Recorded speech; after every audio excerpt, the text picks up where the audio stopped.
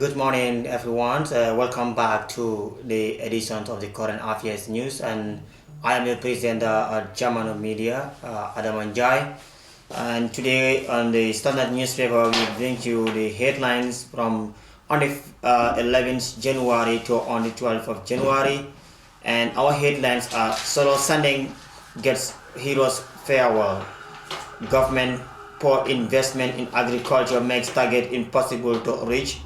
And Justice Minister says Solo Sendeng was a catalyst to Gambian democracy. And now the headlines in details.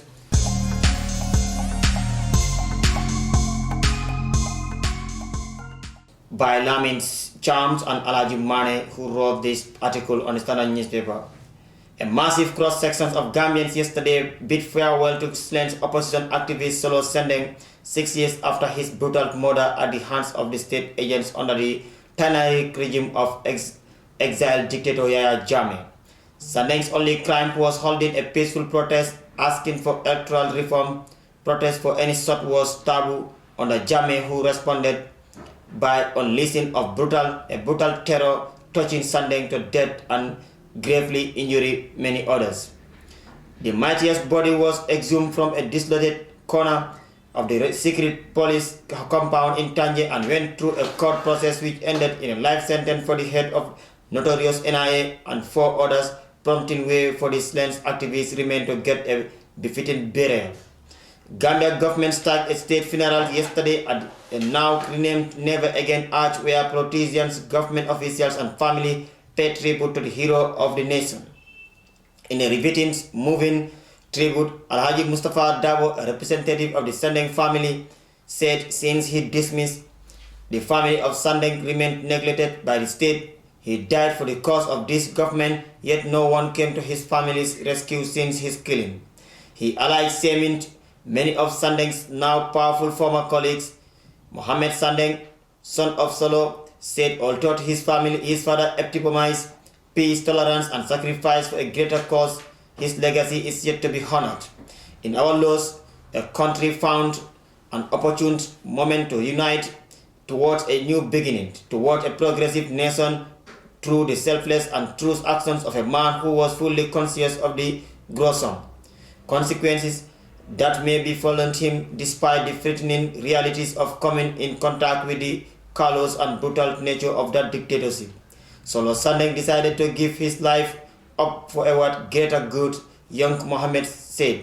He added that the nation must reflect on how far it has come toward achieving the true meaning of the values that lead to the sacrifice of his father and colleagues. Are you happy that after 7 years we are here respecting the legacy of Solo Sandeng without the electoral reform that he died for? He asked. His eulogy, the Secretary General and party leader of the United Democratic Party, Usainu Dabo, described Mr. Sandeng as an ordinary citizen who achieved an extraordinary outcome for the Gambia through selfless devotion to principles he believed in. Those principles were anchored in his firm belief that democracy was the best form of self-government for all who value freedom, Mr. Dabo said. He said that Mr. Sandeng, like many other Gambians who live under the tyranny of Jammeh, was conscious and aware of the death, torture and disappearance that were the hallmark of that cruel regime. But he was never the one to be covered. He believed that the price of freedom required sacrifice, and he possessed the courage to face the dangers that stood between what obtained and what he aspired for. Solon believed that as long as there exists a Gambia, there must be a Gambians ready and willing to fight for its freedom. Mr. Dabo said Sandeng died in the battle for freedom and democracy, and that it is our duty to hold his legacy and that of others who fell in the battle for a better Gambia. The best way to honor the sacrifice of the fallen is to live up to the principles, freedoms and democracy for which they paid the ultimate price. Naming monuments after them and giving national funeral to Solo is symbolic and optic value, but legislating good electoral laws and, more importantly, by demonstrable conduct manifesting the core principles of freedom and democracy, he advocated and believed it would be a more befitting tribute to him.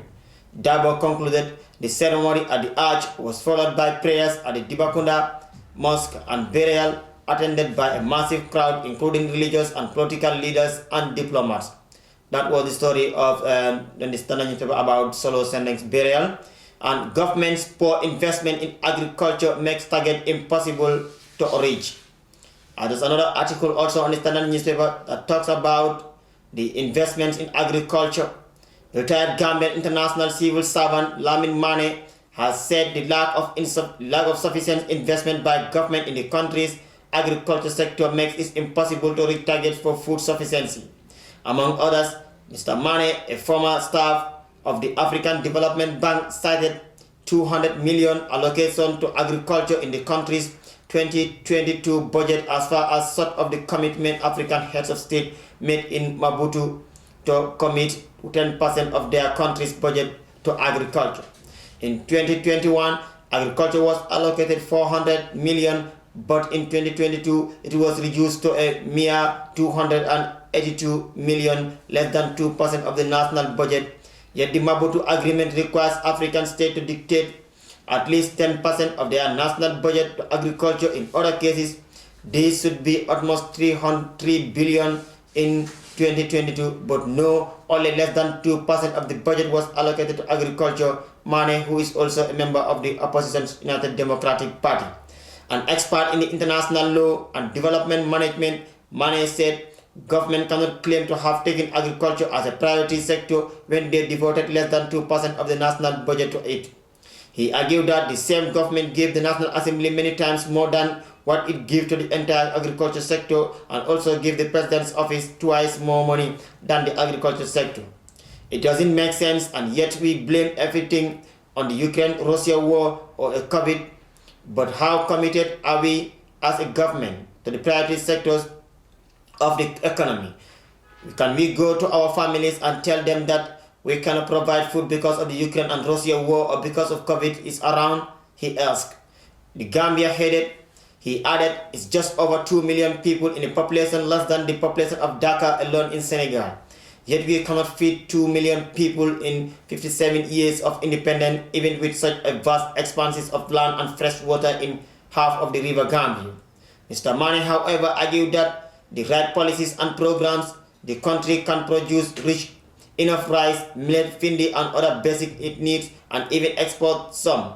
He said Mali, which is a landlocked and in most part of a desert, has to build dams to be able to farm in exporting agricultural products, and we don't need dams here. Also, if we develop the sector, we can do a whole year-round farming, employ thousands and make Gambians wealthy. We will be able to supply our hotel industry, who are importing most of their commodities to the Gambia. That should not happen. Those monies should stay here. What are we using to import rice, oil, and all what not if we produce it here? We could use those monies and invest it elsewhere while we export, Mr. Mane said. He said the country cannot be sustained as a tax-based economy because it will eventually tax all business to death or make people avoid paying taxes. Mr. Mane lamented that the poor quality of poultry being imported into the country and the oil are having a devastating impact on our health, with people suffering from high blood and other ailments. A well-developed agriculture sector will take care of all that, he added. That was the story about the investments of agriculture in the Gambia, and then it is a poor move by the government that is having just less than 2% of the national budget for agriculture. And we move to another story, that is Justice Minister reaction to Solo Sendeng's burial, and who said Solo Sendeng was a catalyst to Gambian democracy, according to Justice Dauda Jallow. The Minister of Justice Dauda Jallow has described the late UDP youth leader Solo Sendeng as the catalyst to Gambian democracy. Speaking at the Mighty State Funeral Service Tuesday, Mr. Jallow said the large number of people who saw up to pay their final respect in a manifestation of the Solo's love for the motherland. In whatever role we knew him, from whatever vantage point, he stood apart as someone special. Mr. Jallow acclaimed Solo was a catalyst to our newfound democracy. He inspired the masses to to express desire and vote for change and freedom. Solo's legacy has inspired us in our current security sector reforms and the transitional justice process as a whole. Jallow said the government is committed to ensure that the fate of Solo doesn't befall any other Gambians. Solo is remembered as a jovial, caring and kind supporting individual by his family. He is remembered for his tolerance and commitment toward democratic ideals. Although we lost him to an appalling atrocity meted out on him, we wish to remember him as somebody who fought for his country, and we remember him for his braveness, determination, patriotism, he said. Mr. Jallow said the government is committed to safeguarding the legacy of Solo Sandeng. We can only strive to do better and continue to strengthen the work done toward achieving a system that is built on the foundation of rule of law, democracy, strong institutions, good governance, and justice. It is indeed heartwarming for Solo Sandeng's family and the country that we have attended justice for him. We wish to reiterate that his legacy, braveness, determination, and patriotism, he said. Mr. Jallow said the government is committed to safeguarding the legacy of Solo Sandeng. We can only strive to do better and continue to strengthen the work done towards achieving a system that is built on the foundation of rule of law, democracy, strong institutions, good governance, and justice. It is indeed heartwarming for Solo Sandeng's family and the country that we have attended justice for him. We wish to reiterate that his legacy will continue to live on in the history of our democratic transition as a nation. Solo will be missed by many, but he will never be forgotten in our hearts. So those were our stories for today, and we just going to recap the main stories of the news for the current affairs on Jamano Media here. Solo Sandeng gets farewell hero, and also Gambia government investment in agriculture makes target impossible to reach. Justice Minister says Solo Sandeng was a catalyst of Gambian democracy. Thank you for joining us, and if you are just watching once again, yes, I am your presenter Adam Anjai for Jamano Media and Products at Canifin here. Thank you all for watching. Say goodbye till next week on Monday, inshallah.